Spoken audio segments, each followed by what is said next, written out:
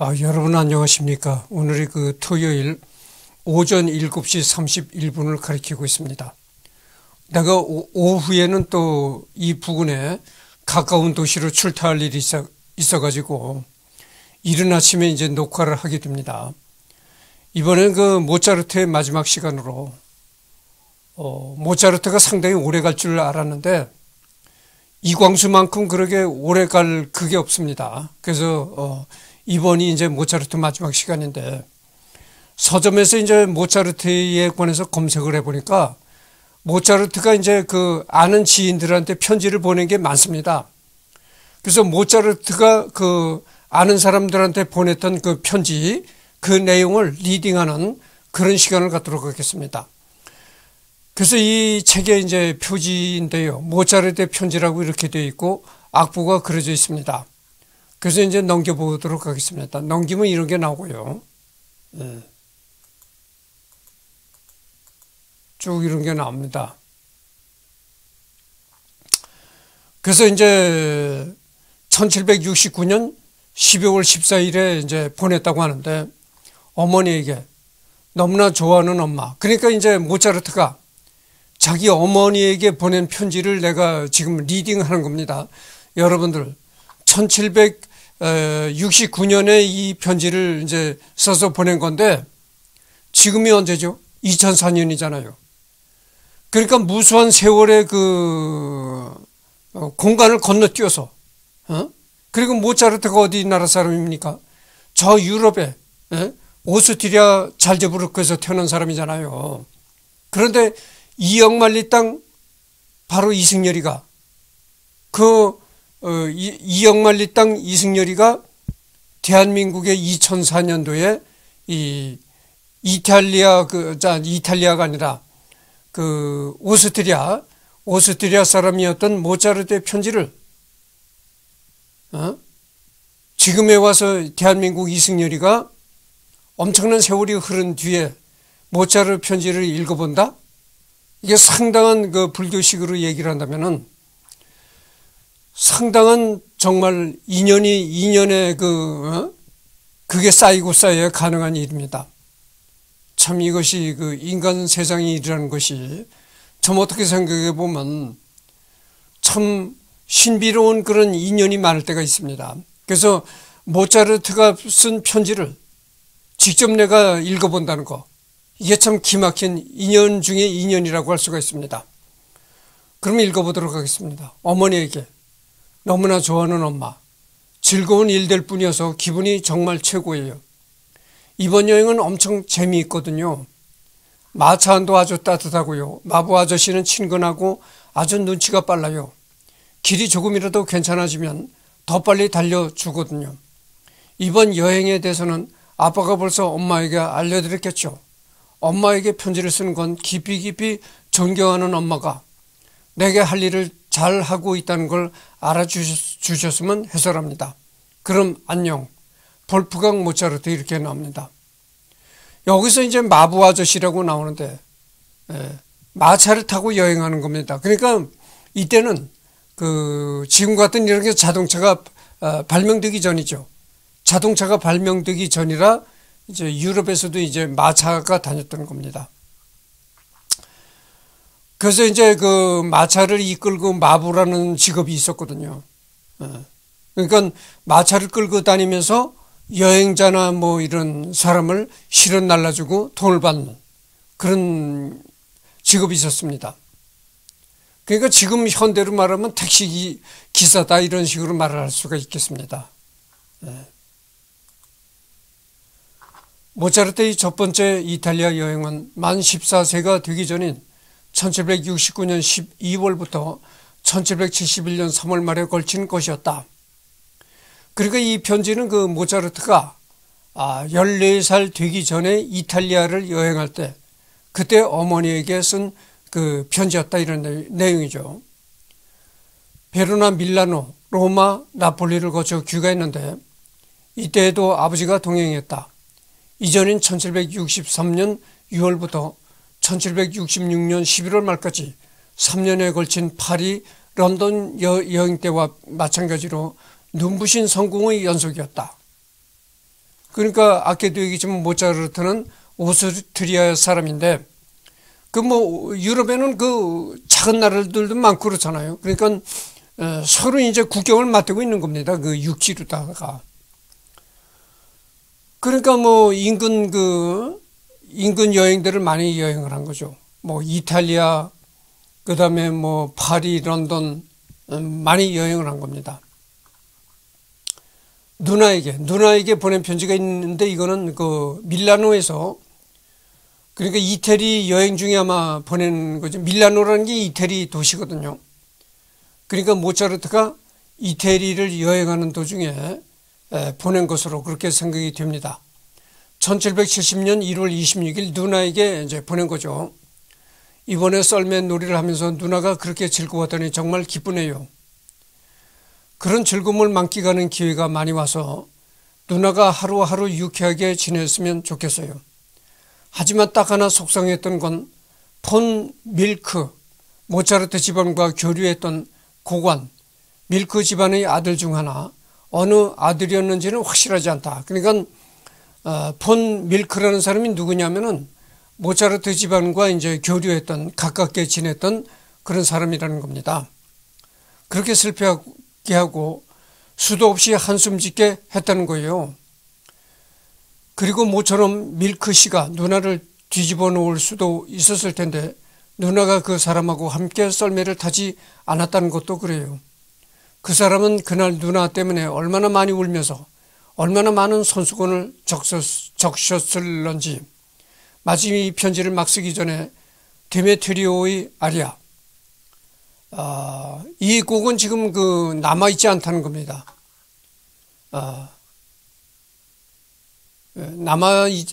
전에 남아있지 않은 오페라라는 것이죠. 만토바에서 들은 오페라는 아주 좋았어요.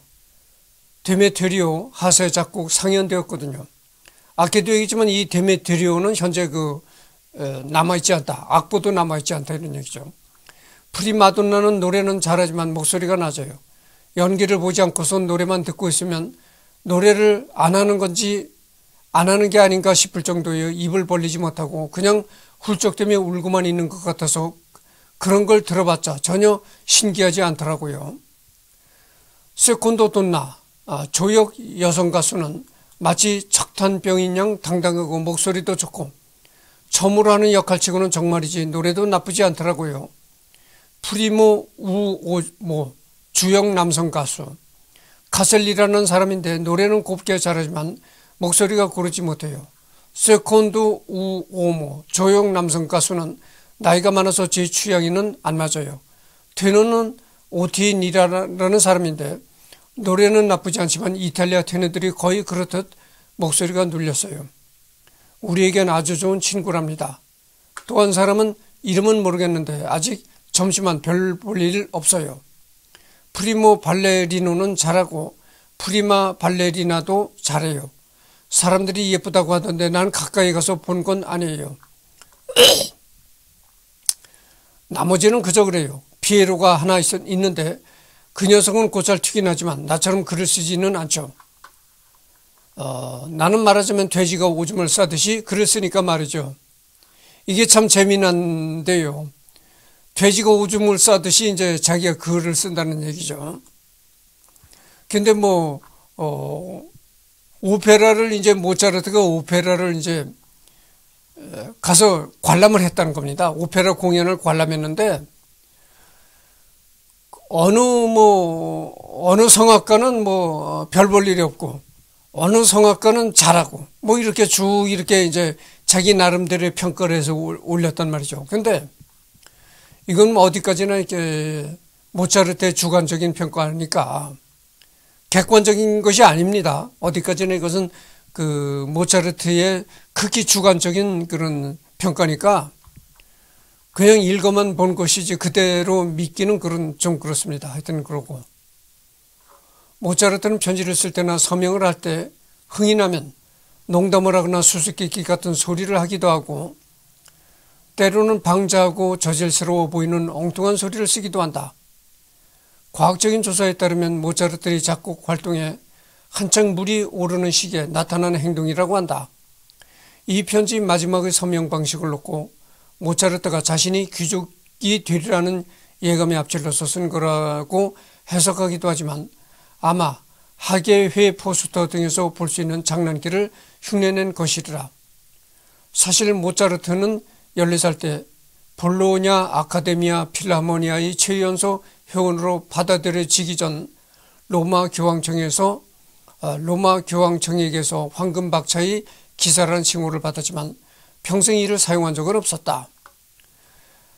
모차르트보다 5살 위인 누이 마리아 안나는 난네를이라는 애칭으로 불렸다, 이런 얘기네요. 그러니까 이 편지를 보낸 누나가 누구냐면은 모차르트보다 5살이 위인 누나라는 겁니다. 예. 그래서 이제 쭉 넘어가도록 합시다.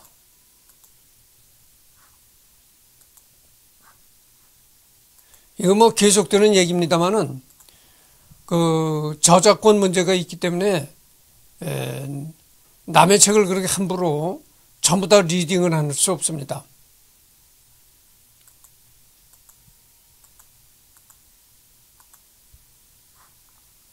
이것도 이제 누나에게 보낸 편지인데 밀라노라니까 그 밀라노가 이태리인 줄 알고 있거든요, 내가. 이걸 끝나고 이 녹화를 끝내고 밀라노를 지도를 한번 찾아봐야 되겠습니다. 하여튼 밀라노라는 도시가 이태리에 속한 그런 도시라고 생각을 하고 있습니다.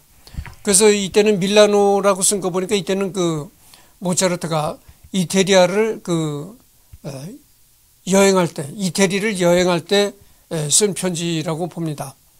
1771년 8월 24일 쓴 것이다, 이렇게 되어 있네요. 누나에게. 가장 사랑하는 우리 누님, 여행하는 동안 엄청나게 더웠어요. 게다가 먼지가 염치도 없이 우리 목을 마르게 해대는 바람에 갔다가면 숨이 막혀 녹초가 되고 말았을 거예요. 밀라노 사람들이 말에 따르면 여기는 한 달 내내 비가 오지 않았다는 거예요. 오늘은 아주 조금 비가 뿌리나 했더니 이제는 다시 해가 쨍쨍 내리쬐어서 지독하게 더워졌어요.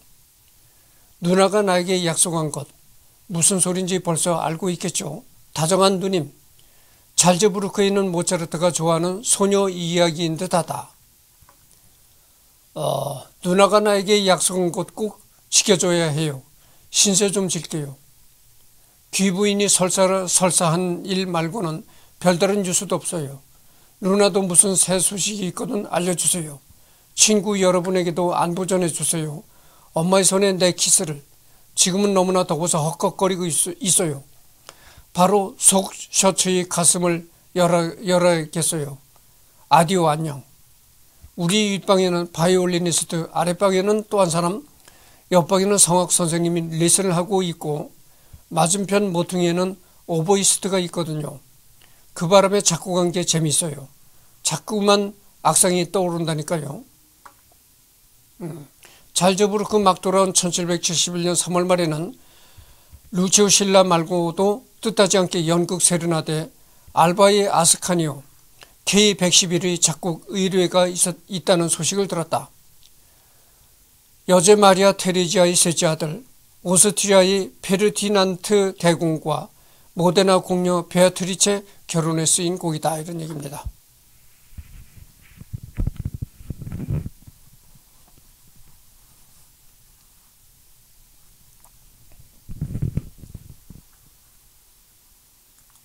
그래서 또 넘어가도록 해봅시다. 계속 이제 그 누나에게 쓴 그런 편지가 나오는데, 잠깐만요.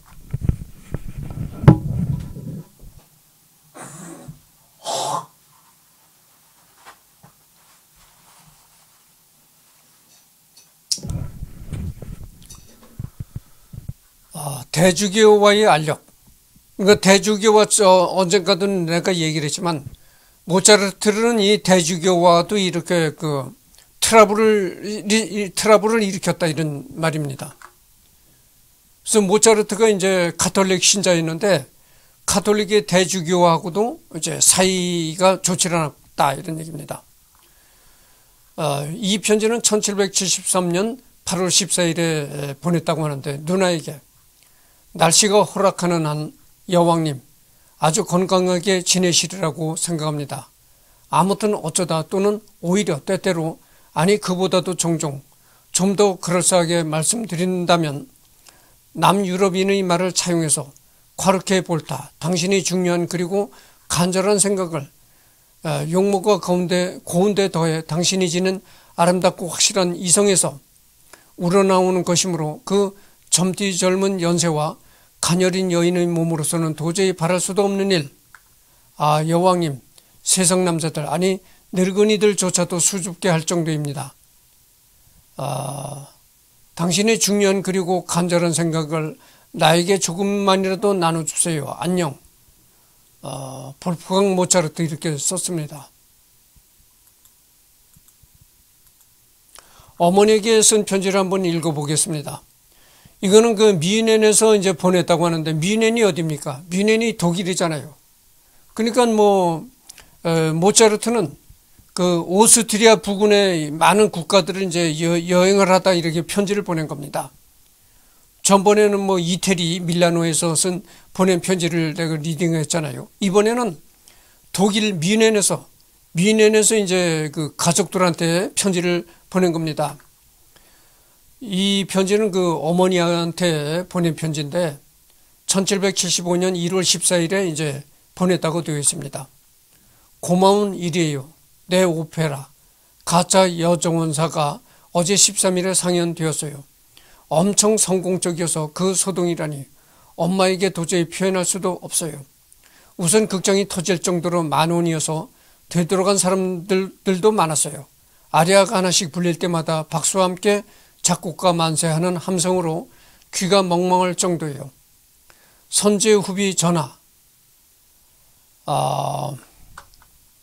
선제 후비 전하라는 건 마리안나 조피 선제 후 막시밀리안 3세 부인을 이제 선제 후비 전하라고 합니다.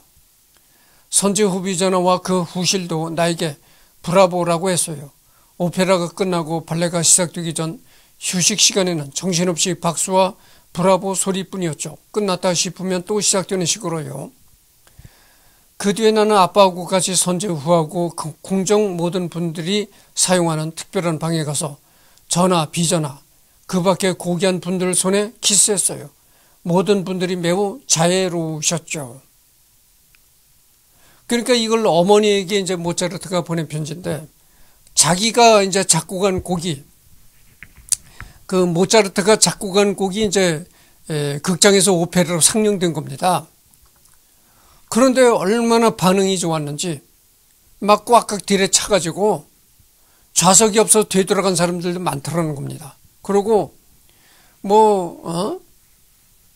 한 장면 한 장면이 끝날 때마다 전부 브라보를 외치면서 박수를 쳐대더라 이거요.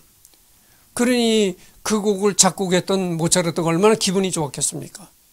그래서 그 기분이 너무 흥분이 돼가지고 이렇게 어머니에게 이제 편지를 쓴 겁니다. 내가 작곡한 곡이 오페라로 상영됐는데 좌석이 없어서 그냥 돌아간 사람들도 많고 구경하는 사람들은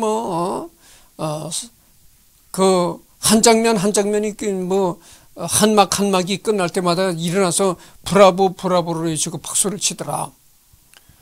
그리고 더욱 내가 참 감명 깊게 생각하는 것은 특별한 방에 갔다 이거지. 특별한 방에 들어갔다. 그러니까 지금으로 말하면 VIP, 특급 VIP실 같은 거라고 할 수가 있겠죠. 그래서 거기 이제 특별 손님이 있는 방에 들어가니까 거기에 바로 이제 왕과 왕비가 있다는 겁니다. 그래서 왕과 왕비의 손에 자기가 키스를 했다. 이런 얘기까지 이제 어머니한테 편지를 보낸 겁니다.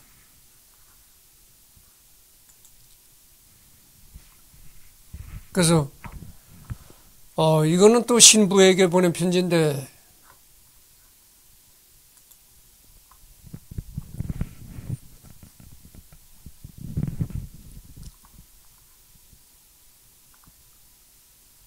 읽어봅시다. 이거는 잘저부르크 1776년 9월 4일에 잘저부르크에서 이제 보낸 편지라고 이렇게 돼 있는데, 조바니 바티스타 마르티니 신부에게, 가톨릭 신부님에게 이제 보낸 편지입니다. 참으로 거룩하시고 스승이 되시는 신부님, 가장 존경하옵는 주인님, 지극히 존엄한 신부님께 대해 평소 품고 있었던 숭배와 존경과 경외의 마음이 우러나 별것도 아닌 음악의 한 보기를 보내드리면서 봐주십사 하는 번거로움을 끼쳐드리게 되었습니다. 지난해 사육제 때 바이에른의 미넨에서 오페라 부파 가짜 여정원사를 썼습니다. 그곳을 떠나기 며칠 전에 선재우 전하께서 무엇이 되었든 저희 대위법 음악을 듣고 싶다고 소망하셨습니다. 그래서 저는 이 모텟을 급하게 쓴 다음 전하를 위해 총보를 옮겨줬고, 또한 제때에 맞춰 각 성부를 베껴 다음 일요일의 대미사 오페르토리움 시간에 연주되도록 했습니다. 더할 나위 없이 경외하고 존경하는 스승이신 신부님, 부디 솔직하게 기탄 없는 의견을 들려주십시오. 간절히 부탁드립니다. 우리가 이 세상을 살아가는 이유는 쉼없이 배우고 대화에 의해 서로가 서로를 개발하고 학문과 예술을 끊임없이 진보시키도록 노력하기 위해서입니다. 몇 번씩이나 그리고 귀하의 곁에 있으면서 지극히 존경하는 신부님이신 귀하와 대화하길 바랐는지요. 제가 살고 있는 이 나라는 음악에 관해서는 지극히 혜택이 적은 나라입니다. 저희를 버리고 떠난 선인들 말고도 설령 지극히 유능한 교수들, 그 중에서 뛰어난 천분과 학식과 취미를 지닌 작곡가가 있다 하더라도요, 극장을 보면 레치타티포 가수가 부족해서 곤경에 처해 있습니다. 악단원도 없습니다. 앞으로도 쉽사리 구하기는 어렵겠죠. 왜냐하면 이 사람들은 높은 급료를 바라고 있습니다만 손이 크다는 게 우리나라의 병폐는 아닙니다. 저는 실내악과 교회 음악을 쓰는 일을 기쁨으로 삼고 있습니다. 실내악과 교회 음악을 쓰는 일을 지금 현재 자기는 기쁨으로 삼고 있다. 이것을 이제 그 가톨릭 신부에게 편지를 써 고백을 한 겁니다. 그래서 이제 1776년 모차르트는 몇몇 디베르티멘토, 노트르노 세레나데, 피아노 콘체르토 말고도 다수의 교회 음악, 특히 리타니아를 작곡했다. 이 외에도 이 땅에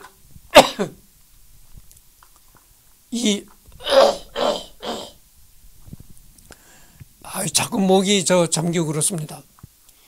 이외에도 이 땅에는 대단히 유능한 대위법 작곡가가 있습니다. 미하엘 하이든과 아델가서 등이입니다. 아델가서라는 사람은 그 오스트리아의 그 오르가니스트, 오르간을 연주하는 연주자라는 겁니다. 저희 부친은 대성당 악장으로시니 저는 원하는 대로 교회를 위해 곡을 쓸 기회가 있습니다. 그렇다고는 하지만 부친은 이 궁정에 이미 36년간이나 봉사하고 있는데도 우리 대주교님이 나이 많은 사람들을 좋아하지 않으십니다. 또 그런 의향을 갖지 않으셨음을 부친도 알고 있으니 봉사에 마음을 쓰지 못하고 아무튼 이전부터 좋아하는 학문이었던 문예에 마음을 쏟게 되었습니다. 우리 교회 음악은 이탈리아와는 매우 달라서 키리에, 글로리아, 크레도, 교회 소나타, 오페르토리오 또는 모텟이라든지 상투스, 그리고 아뉴스 데이를 모두 갖춘 미사곡, 그리고 가장 장엄한 미사곡보다도 늘 깁니다. 그 미사곡을 군주 자신이 부르실 때면 45분 이상 걸리면 안 된다고 되어 있습니다. 이런 곡을 작곡하려면 특별한 연구가 필요합니다. 그러면서도 모든 악기, 전투용 트럼펫, 팀파니 등까지도 사용한 미사곡이어야 합니다. 팀파니라는 건 하나의 그 북이죠. 북이 일종입니다. 그래서 이 팀파니라는 것은 말이죠, 이 클래식 악단에서만 팀파니를 사용하지 이 대중음악 악단은 팀파니를 사용하지 않습니다. 그 대중음악에서는 그 심벌즈 뭐 북 이런 거를 다 이렇게 쭉 돌려놓고 이렇게 뒤들이잖아요. 그거를 내가 지금 입에서 뱅뱅 도는데 드럼 친다고 하잖아요. 드러머라고 합니다. 드러머. 드러머가 이렇게 돌아가면 이제 1인 다역이죠. 그러니까 혼자서 쭉 이렇게 심벌즈 북 여러 개를 이렇게 쭉 돌려놓고 이제 혼자서 이렇게 뒤들이는 겁니다. 근데 클래식 악단은 그게 드러머라는 게 없습니다. 드러머가 없고 북 치는 사람은 북만 치고 심벌즈 일이 하는 사람은 심벌즈. 여러분 그 심벌즈는 가시잖아요. 그 냄비 뚜껑 같은 거 이렇게 짱 하고 이제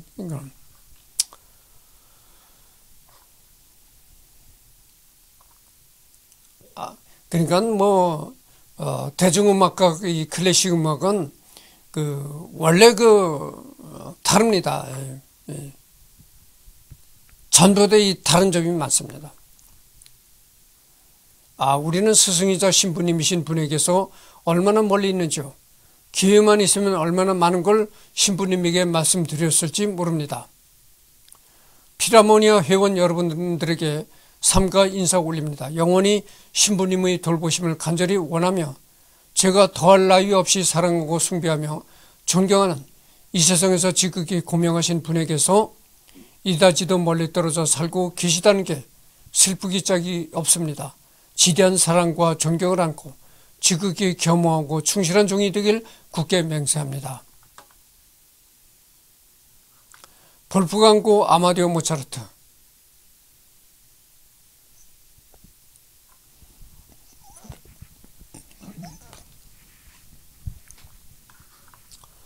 그래서 끝에 무슨 얘기가 달렸었냐면 이런 얘기가 달려 있습니다.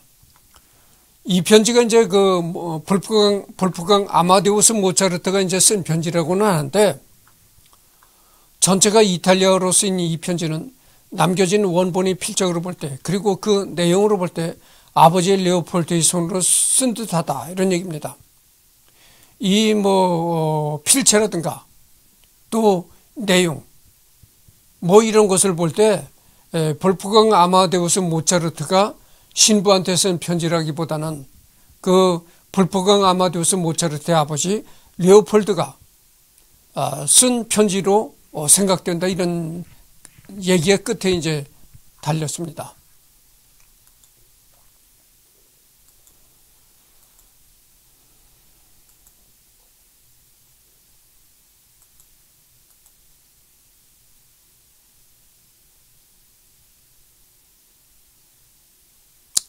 그래서 이제 아버지에게 쓴 편지가 이제 한번 읽어보도록 하죠.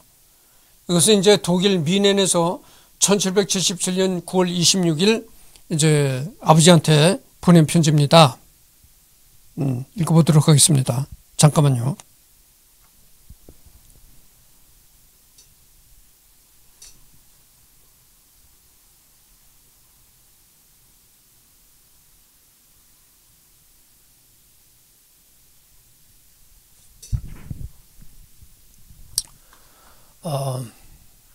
아버지에게 가장 좋아하는 아버지. 우리는 24일 저녁 4시 반에 무사히 미넨에 도착했습니다. 우선 제게 가장 진지하게 여겼던 사건은 총검을 지닌 척탄병을 따라 세공원까지 가게 된 일입니다. 가던 길에 만난 최초의 지인은 콘솔리 이탈리아의 카스트라토인데 이전에 가짜 여정원사에 나온 적이 있다. 최초의 지인은 콘솔리 이탈리아의 카스트라토라는 것입니다.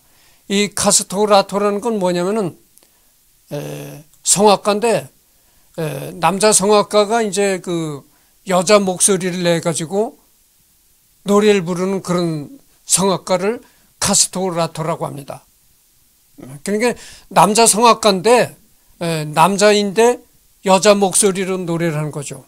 이제 목소리를 여자 목소리로 꾸며가지고 노래를 하는 성악가를 카스트라토라고 합니다. 그래서 예전에 이 카스트라토를 거세를 했어요. 아주 초창기에는 그랬습니다. 예전에 우리나라 그 조선시대의 내시를 거세했다고 하잖아요. 이 서양에도 이 거세했던 거세 문화가 있었습니다. 그래서 이 최초에는 카스트라토를 거세를 했습니다. 남자를. 이 어렸을 때서부터 이제 그 본격적으로 카스토라토로 이제 키우기 위한 그런 그 계획이 있는 남자애를 거세를 한 겁니다. 그래가지고 이제 이 변성기가 오는 것을 방지하게 된 것이죠. 그러니까 변성기가 오면은, 남자가 변성기가 오면은 남자의 목소리를 갖게 되잖아요. 그거를 이제 방지하는 겁니다. 그래가지고 남자인데도 불구하고 여자 목소리로 노래를 하는 그런 성악가를 바로 카스토라토라고 하는 겁니다. 근데 그 후에는 여러분 그 거세한다는 일이 뭐 그렇게 그 어떻게 보면 거세한다는 일이 반인권적이라고 볼 수가 또 있는 거죠. 그래서 이제 초창기에는 거세를 했는데 나중에는 거세를 하지 않고 반복되는 훈련에 의해서 남자가 여자 목소리를 낸다 그겁니다. 금방 저러는 걸 알아차리고 아주 반가워해 줬습니다. 그 카스토라토라는 그 성악가가 이 모차르트를 알아보고 그래서 아주 서로가 반가웠다 이겁니다. 그리고 이튿날 바로 제게로 왔습니다. 알베르트 씨가 어찌나 좋아하는지 이루 표현할 수도 없습니다. 그 사람은 참으로 진지한 성품을 타고난 사람이고 제 훌륭한 친구입니다. 도착하고부터는 식사 시간까지 줄곧 피아노 앞에 앉아 있었습니다. 알베르트 씨는 얼마 지나지 않아 돌아온 다음 우리와 함께 식사하러 내려갔습니다. 그 자리에서 스페르 씨와 그 친구이면서 비서 역할을 하고 있다는 사람과 만났습니다. 그 두 사람도 안부 전해달라고 합니다. 우리는 늦은 시간은 침대에 들었습니다. 여행을 하느라 피곤했거든요. 그리고 25일에는 7시에 일어났습니다. 하지만 제 머리카락이 아주 엉망이었기 때문에 10시 반에는 제 아우 백작댁에 갈 수가 없었습니다.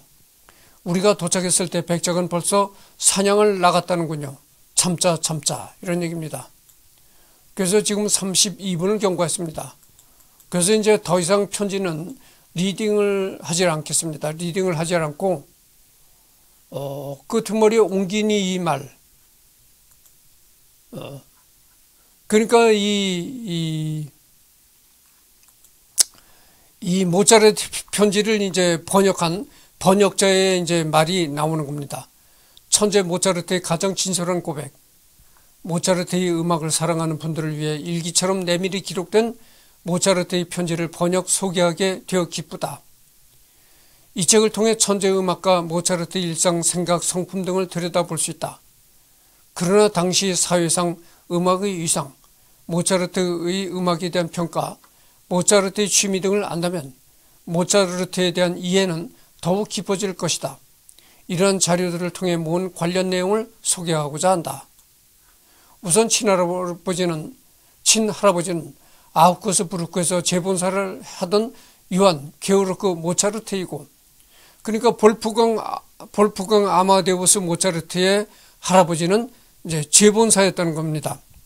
내가 그 전번 시간에도 이 얘기를 했잖아요. 재본공이라는 게 뭐냐면은 책 만드는 공장에서 마무리를 하는 과정이거든요. 그걸 재본한다고 하는데 마무리가 뭐겠어요? 책을 이제 거의 완성 단계에 있는데 거기서 마무리가 뭐냐면 이제 책 표지, 표지 뚜껑을 갖다 붙이고 뭐 이런 걸 이제 마무리하는 그런 재본사였다는 것이죠. 그 형은 건축사, 그 동생 프란츠는 조각가, 이렇게 예술가의 집안이었다. 어머니 마리아 안나는 결혼 전 성이 페르투리고, 그러니까 이거는 뭐냐면은 그러니까 할아버지, 모차르트 할아버지의 형제를 얘기를 하는 겁니다. 모차르트 할아버지 형은 건축사, 그리고 그 할아버지의 동생은 조각가, 이렇게 그 예술가 집안이었다 이런 얘기입니다. 외할아버지 볼프강 니콜라우스는 아름다운 잘즈 칸마구트 지방의 수려한 볼프강 호숫가에 있는 장크트 기르겐이라는 곳에서 살았다. 법학을 공부하고 관리가 된 볼프강 니콜라우스는 성 베드로 대수동원 합창대의 베이스이기도 했다. 모차르트는 아버지 레오폴드뿐 아니라 외할아버지 볼프강 니콜라우스에게서도 음악의 재능을 이어받은 셈이다. 그리고 모차르트의 또 외할아버지는 법학을 공부하고 성베드로 대수도원에서 합창단원에서 이제 베이스 저음으로 활약했다는 것이죠. 그래서 이제 그 모차르트는 외할아버지가 음악을 했으니까 외할아버지 피도 받고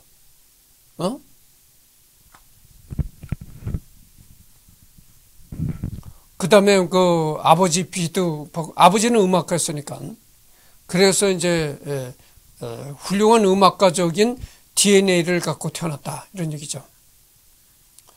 그래서 뭐 쭉 나오는데 전번 시간에 내가 그 나무 위키를 하면서 볼프강 아마데우스 모차르트 일생을 쭉 이렇게 돌아봤잖아요. 그러니까 뭐 이거는 지금 그 볼프강 아마데우스 모차르트의 그 지내온 그 인생 이야기가 나오는 겁니다. 이건 넘어가도록 하겠습니다.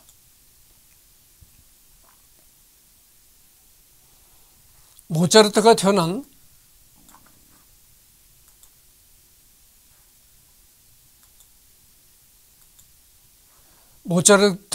잘제부르크는 미니 로마, 미니 피렌체라 불리는 아름답고 작은 도시다. 이곳에는 잘자하라는 강이 흐르는데 이 강이 이제 일명 소금의 강이라는 것입니다. 강의 남쪽 좁은 터에 구시가지가 있다. 물론 강 북쪽에도 모차르트 기념관, 아름다운 미라벨 궁전, 그리고 모차르테움 등의 관광객이 몰리지만 이 도시는 너무 작다는 게 문제다. 이 좁은 터에 덩치가 큰 대성당, 성 프란치스코 성당, 수도원 등 이탈리아풍 종교시설이 빼곡히 자리를 차지하고 있다. 성당과 그 앞 광장 등 중요 종교시설은 시가지 구할을 차지하고 당시 일반 서민이 사는 공간은 일할 정도였지만 인구 비율은 그 반대였다고 한다. 당시 인구는 약 16만 명. 그러니 시민을 위한 터전이라고는 좁은 상점가 빼고는 하나도 없다. 그래서 잠시 들르는 관광객에는 화려하고 좋겠지만 일상을 이곳에서 사는 시민들은 염증이 날 만한 곳이다. 모차르트는 이런 점이 싫었던 듯하다. 근처에 소금 광산이 있어서 잘제부르크는 부유한 도시국가였다. 이곳 영주는 대주교였다. 즉 종교인이 이 도시국가를 다스렸다. 그래서 안전황제, 선군대, 무릎 꿇은 사제가 나라를 다스린다는 말이 있었다. 이 종교시설에는 수도사가 있고 종교시설을 유지하기 위한 참사회가 있다. 이 의결기관이 선거로 대주교를 뽑는다 이런 얘기입니다. 그래서 이 잘제부르크는 굉장히 그 좁은 시인데 이 좁은 도시에 그 구할을 차지하는 게 뭐냐면은 이 대성당, 성당 수도원 이런 그 이탈리아풍의 그 성당 수도원 이런 건물들이 이 잘제부르크 그 좁은 잘제부르크 도시에 구할을 차지하고 있고 그 또 나머지는 이제 상가가 차지하고 있고 그리고 일반 시민이 사는 곳은 굉장히 좁았다 이런 얘기죠. 그래서 한마디로 어떻게 본다면은 그래서 아마 모차르트가 잘제부르크에 태어났으면서도 잘제부르크에서 태어나가지고 잘제부르크에서 음악 활동을 했음에도 잘제부르크를 떠나려고 항시 생각했던 것이 아닌가 이렇게 짐작을 할 수가 있다는 겁니다. 아마도 지금 잘제부르크는 그때 당시보다는 조금 더 시가 이렇게 확장되지 않았을까 이렇게 생각합니다만은 내가 전번에 그랬잖아요. 내가 이제 만 72세가 되는 해가 내가 만 71세가 아니고 그냥 우리나라 나이로 72세가 되는 해에 만 70세가 되는 겁니다.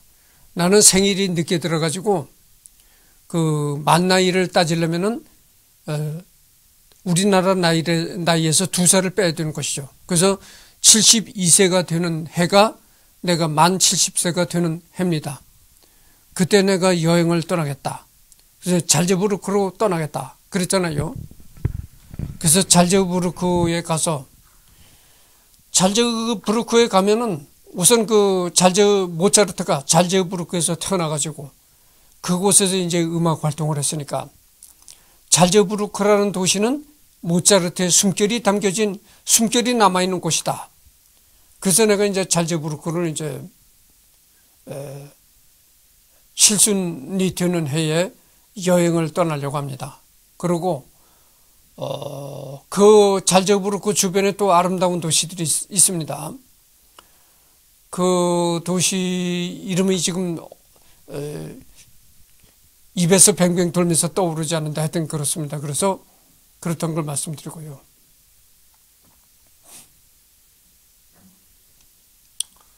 그래서 여기 보면은 떨어져 지내는 모차르트에게 아버지 레오폴드가 있는 곳에서 자주 편지를 쓰라고 했다. 지내는 상황은 물론 음악에 관한 것도 모두 게이트의 젊은 베르테르의 슬픔만 보아도 당시 사람들은 편지를 많이 썼던 듯하다. 그렇잖아요. 이건 뭐 서양뿐만이 아니고, 응? 통신수단이 뭐겠어요? 여러분 지금 누가 편지를 씁니까? 편지 잘 안 쓰잖아요. 얼마 전에 그 뉴스에 보니까 전보라는 것도 완전히 이제 최신부에서 없앴다고 합니다. 이제 전보라는 게 완전히 없어졌습니다. 계속 이제 전보가 이제 있었는데 요즘에는 이 스마트폰이 보급이 되고 나서 전보를 치는 사람이 크게 없어졌다는 거예요. 그래서 요즘에 그 공중전화를 사용하는 사람이 거의 없듯이 전보도 이제 그렇게 된 겁니다. 그래서 이제 최신부에서 전보라는 걸 없애버렸다. 그런 얘기가 있었거든요. 근데 요즘에 이 손편지를 쓰는 사람이 누가 있습니까? 다 이제 스마트폰 문자로 보내고 그러잖아요. 근데 이 모차르트 시대만 해도 그렇지 않았죠. 다 이렇게 손편지를 썼던 겁니다. 편지가 유일한 이제 통신 수단이었던 겁니다. 떨어져 지내는 모차르트에게 아버지 레오폴드가 있는 곳에서 자주 편지를 쓰라고 했다. 이거는 아까 방금 전에 했던 거고, 모차르트의 편지를 보면 새벽 2시 또는 새벽 4시 등에 우편마차가 떠난다는 말이 덜어 나온다. 우편마차는 1722년경부터 궁정이나 국가관에 이용되었다. 이를 일반 사람들에게 개방했더니 시민들이 매우 많이 이용하는 바람에 국고에 큰 도움을 줬다. 마차에는 편지뿐 아니라 현금도 있었으므로 도중에는 절대로 서지 않는다. 15km에 하나 정도씩 역이 있었던 듯하다. 그렇다면 이를 타고 있는 사람들은 식사, 화장실, 볼일을 어찌 해결해야 할까? 포크와 스푼 세트 등이 있는 상자와 약상자를 가지고 다녔다. 휴대용 가방이 있었는데 안에 변기가 있어서 덜컹거리는 마차 속에서 해결하는 수밖에 없었다. 이게 참 재미난 얘기네요. 그래서 이때는 이 서양에, 유럽에서는 이 우편마차라는 게 있었다는 겁니다. 그래서 이제 그때 당시 유일한 통신 수단이라는 게 이제 편지를 써서 보내는 거니까 모든 사람들이 이제 편지를 자주 보내고 그랬던 겁니다. 아니, 그래서 이제, 정부에서, 궁정에서 우편마차라는 제도를 이제 만들었더니 너도 나도 그 우편마차를 이용하라 하더라는 겁니다. 아니, 그래가지고 이 국민들이 그렇게 우편마차를 많이 이용을 하니까 괜찮거든요. 정부에서도 보기에, 왕정이 보기에도 왕의 정부가 보기에도 괜찮거든요.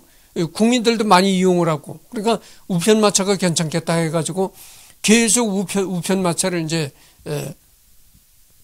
이용을 했다는 거죠. 운영을 했다는 거죠. 이제 국가에서 우편마차를 운영했는데, 이제 우편마차는 쉬지 않고 계속 가야 된다는 겁니다. 그러니까 궁금증이 생길 거 아니겠어요.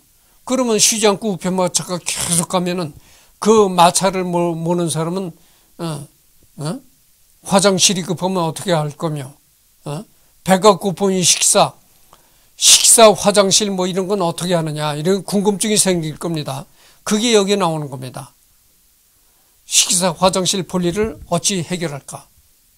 포크와 스푼 세트 이런 거를 싣고 다닌다는 겁니다. 그리고 뭐 약상자, 약상자도 이제 거기에 가지고 다니고 그랬다는 겁니다. 그래가지고 뭐 갑자기 아플 때는 그 약상자의 약을 이 진통제 시기겠죠. 오늘날로 얘기를 한다면.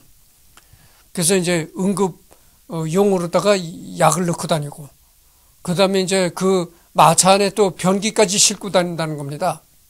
그래서 이제 볼일이 급할 때는 서로 교대로 해가지고 그 마차 안에서 또 그 변기에서 볼일을 보고, 그러니까 마차 안에서 오줌 싸고 대변 보고 이랬던 거죠. 그리고 거기서 식사를 하고 이제 이런 거죠. 참 재밌습니다. 그래서 뭐 여러 가지가 나오는데,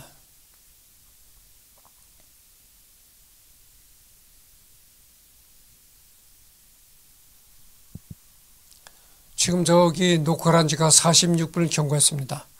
이것만 읽고 끝내도록 하겠습니다. 흔히 모차르트는 가난 속에서 죽어갔다지만 당시 수준으로 볼 때 그의 수입은 평균을 넘는 고소득이었다. 하지만 어려서부터 음악가의 인생을 걸어온 그는 세상 물정에 어두워 경제의 관념이 형편없었다. 워낙 명예를 존중하고 자긍심이 높아 왕족 귀족과 맞먹는 비싼 의복을 입었고 취미생활에도 돈을 많이 썼다. 애연가였던 그는 돈이 많이 들어가는 것 몇 가지 취미를 더하고 있었다. 사냥을 즐기는 왕후 귀족들은 을의 말을 타는데 모차르트도 이에 질세라 돈이 많이 드는 승마를 즐겼다. 또한 댄스 마니아였으며 당구를 즐겼다. 그가 죽은 뒤 그의 집에서 나온 당구대는 피아노 다음으로 비싼 금액이 매겨졌다. 볼링도 즐겼다. 오늘날과는 달리 그 당시 피니 개수는 9개였다. 그러니까 모차르트가 이제 평소에 돈에 쪼들리면서, 그리고 또 모차르트가 죽을 때 빚을 남기고 죽었거든요. 그럼 모차르트가 수입이 안 좋겠었느냐? 그게 아니었다는 겁니다. 전번 시간에도 내가 얘기했지만 모차르트는 여러 가지 음악 활동을 하면서 상당한 수입을 올렸던 것이죠. 그런데도 모차르트가 워낙 이렇게 왕족과 거의 맞먹는 그런 생활을 했다는 겁니다. 그러다 보니까 이 모차르트가 빚을 질 수밖에 없는 거죠. 모차르트가 죽은 뒤 슈테판 대성당에서 장례를 치르고 교회의 성 마르크스 묘지에 시체가 던져졌다. 분묘도 쓰지 않고 비석 하나 세워놓지 않았다고 후세 사람들이 비난하지만 당시 보통 사람들은 죽고 나면 을에 그렇게 장례를 치렀다고 한다. 묘지를 만들고 묘비를 세우는 풍습은 19세기에 접어들 무렵부터 생겨 묘비의 사자의 생전 행적 등을 새기기에 이르렀다고 한다. 그래서 모차르트의 묘지는 실제로는 없어야 마땅하지만 19세기 들어 모차르트를 사랑하는 사람들이 성 마르크스 묘지에 모차르트의 묘를 만들었고, 빈 사람들은 다시 성 마르크스 묘지보다 시 중심에서 좀 더 벗어난 곳에 중앙묘지를 조성해 수많은 음악가들의 안식처로 삼았다. 베토벤, 슈베르트 등과 아울러 모차르트의 묘가 생겼으니 모차르트의 묘는 두 군데에 있는 셈이다. 이 중앙묘지에는 이전에 성 마르크스 묘지에 서 있던 것을 옮겨놓은 모차르트 기념상도 서 있다. 1991년 모차르트 서거 200주년을 기념해 모차르트가 숨을 거둔 다음 장례 미사가 올려졌다고 알려진 성 슈테판 교회에서 추도 미사를 올렸다. 이 추도 미사는 추기경인 그로우가 집전하고 전 세계에 방영되었는데, 여기서 사용된 음악은 바로 모차르트 자신이 작곡한 레퀴엠 K626이었다. 이런 얘기입니다. 이 레퀴엠이 흔히 우리말로는 진혼곡이라고도 부릅니다. 진혼곡.